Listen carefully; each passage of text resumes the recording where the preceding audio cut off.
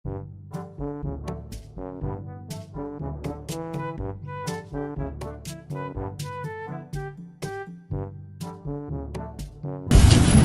everyone, my name is Noor Alia Anishawani Bidisai. Today I'm going to present about my academic reading and writing essays assignment. My group and I choose education team, so my essay title is Should School Students Be Taught Comprehensive Sex Education? According to World Health Organization or WHO, 85% of 155 countries surveyed have policies or law related to sexuality education, with considerably more countries reporting policies to mandate delivery at secondary education level than at primary level. Sex education, which is the subject of debate among various experts, which has been discussed by various experts as to whether sex education should be taught in school or not. Nowadays, due to the rapid development of information, there has been an increase in demand to provide sex education in school. The youth especially are usually very eager to learn all the new things that come to them, especially abstract things like sex. Sex education is defined as learning about the cognitive, emotional, social, interactive, and physical aspect of sexuality. But lack of access to effective comprehensive sexuality education is recognized as a driver of child marriage in Malaysia. So, in many parts of the world today, I agree that sex education should be taught among school students to encourage their access to accurate knowledge about sex. The issues here is that student lack of knowledge about sexuality could lead to something serious issues. Nowadays, too many students receive confusing and conflicting information about sex and sexuality as they make the transitions from childhood to adulthood. This highlights the significance of sex education among them. According to Model Condoms 2001, a comprehensive sexuality education will help students understand consent, acceptance, tolerance, and also help them understand rape and its consequences. So, as revealed by research, school administrators and teachers in particular should play a significant role in exposing students to sexuality education and assisting them in making the right informational choice. Other than that, it is very common for children and teenagers to take note and pay attention to knowledge regarding sexuality for the better. And quite frequently, sex education helps young people to reduce their risk of potential negative outcomes. Additionally, sexuality education benefits students by enhancing their knowledge about and attitudes towards sexual and reproductive health behavior. So people all around the world need to understand that sexuality are normal aspects in healthy parts of life. As a result, sex education should be taught among school students to encourage their access to accurate sexuality knowledge. So that is all from me. Thank you. Hi everyone, my name is Nadia. I am from Perak and my number matrix is UB00402. The topic that I choose from my essay is: Can online education be compatible with the traditional one? Online education is a new way of learning where students learn in a virtual environment. Students can use electronic devices such as laptop, computer, and smartphone to learn. Traditional education entails instruction between an instructor and students who are all physically present in the same classroom. Traditional education usually requires physical books and other physical study materials. I do agree that online education can be compatible with traditional one because students can learn new knowledge with their own pace and also help students to build their soft skills comparable to traditional education. But it is also undeniable that online education is not as good as traditional education because traditional education can cause better mental and physical health state than online education. Online education helps students to learn at their own pace with their own capacity. With the rise of the new technologies today, students can learn anytime and anywhere, which means that students can choose what they want to learn, whether it is in the classroom, in their bedroom, or even while they are eating and even while they are waiting for their bus to arrive. It's important to realize how traditional and online learning help students develop their soft skills. How? When having an online class, students will learn how to manage their time. They will be more self-organized as they will start to arrange their study schedule according to their availability. Traditional learning, on the other hand, helps students to be more punctual as traditional learning required students to go to the class and participate based on the time given. Some people say that online learning reduces students' stress due to less physical requirement to attend the classes. However, traditional learning is much better in helping students to improve their mental and physical conditions. Not all courses can be taught online. Good example is science classes, where students frequently need to conduct labs in order to comprehend the topic. It is very challenging for students to understand science on a stream. Thus, the inability to understand certain subjects may lead to mental health problems such as anxiety, severe depression, and withdrawal from social interaction.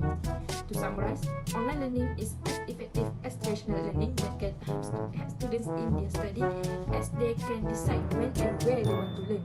Plus, traditional and online learning both help students to sharpen their soft skills. But it is also mainly proved that assigning intentional learning means students may stabilize their mental and physical health better. Online learning is definitely compatible with traditional, but not for everyone. So, as students, we need to learn and adapt with online learning, aligned with more destination.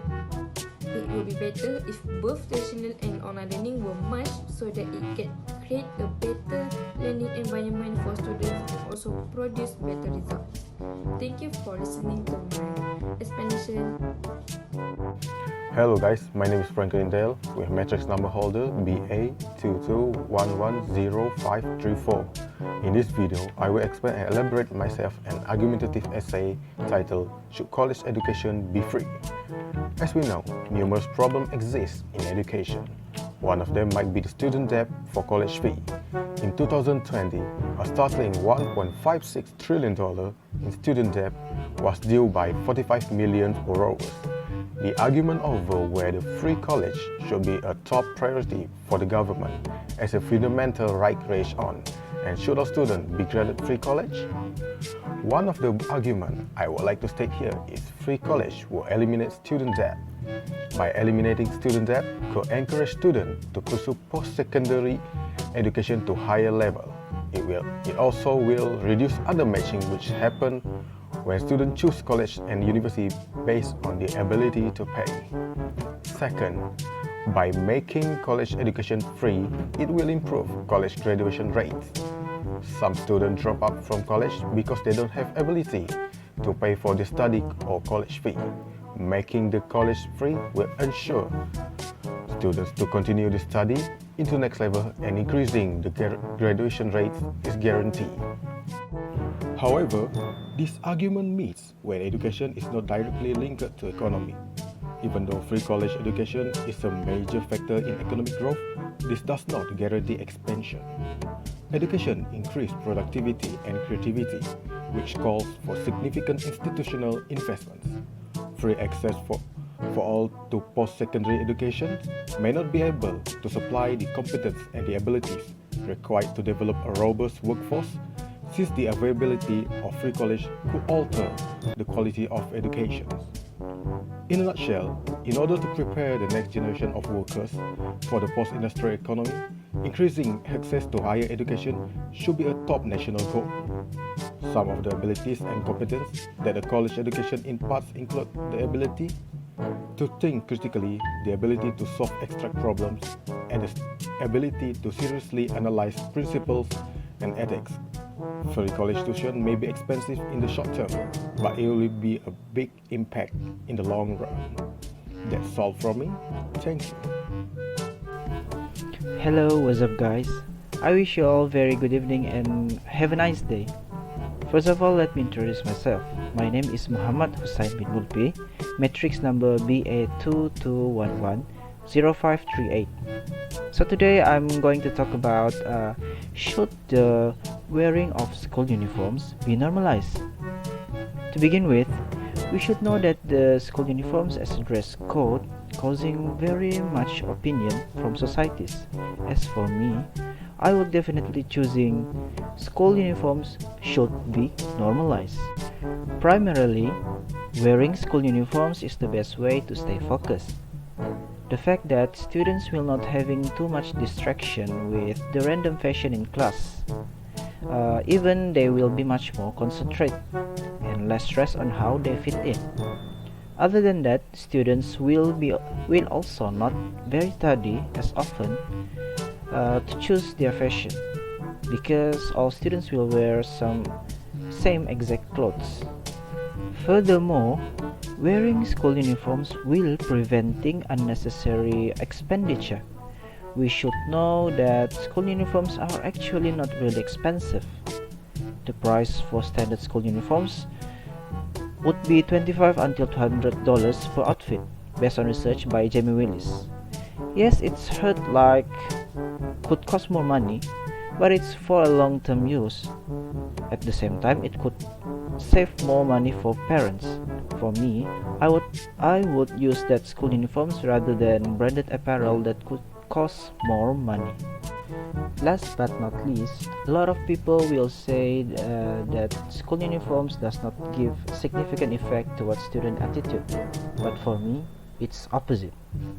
School uniforms could develop the students' disciplinary skills because when they are wearing a certain school uniforms, they also carry the school's image. That will be a factor that preventing students from being naughty. Other than that, they will be more disciplined to get their clothes far from dirtiness. As we know, a typical white color school uniforms are much more fragile to care, right? Also, equality's concept will be developed by wearing uniforms. It means that school uniforms can avoid a prosperity gap between students. There will be no, we could say, a different group or tribe within the students. To be concluded, a normalizing of school uniforms will be more precisely way on achieving a good quality of education based on what argument point above, such as help students to stay focused, preventing unnecessary budget, and develop the discipline. So that's all from me. Thank you. Hello, my dear lecturer and my fellow coursemates. My name is Muhammad Yusuf Azik bin Yagus and my metric number is UB00402. Today, I will present on why physical exercise should be compulsory for UMS students. This topic is basically discussing the importance of physical exercise in the UMS student life. The first main point of why physical exercise should be compulsory for UMS students is healthy body is equals to healthy minds. Dr. Ratey stated that exercise improves learning on 3 levels. First level is it optimizes alertness, attention, and motivation. The second level is it prepares and encourages nerve cells to bind to one another, which help memorize new info.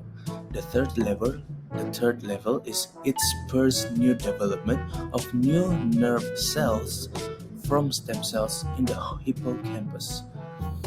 The second main point is that the UMS students can bring out more positive attitude. Physical exercise is proven to bump up the production of endorphins. Endorphins is a chemical reactions that made from the body to bring out the happiness from within you.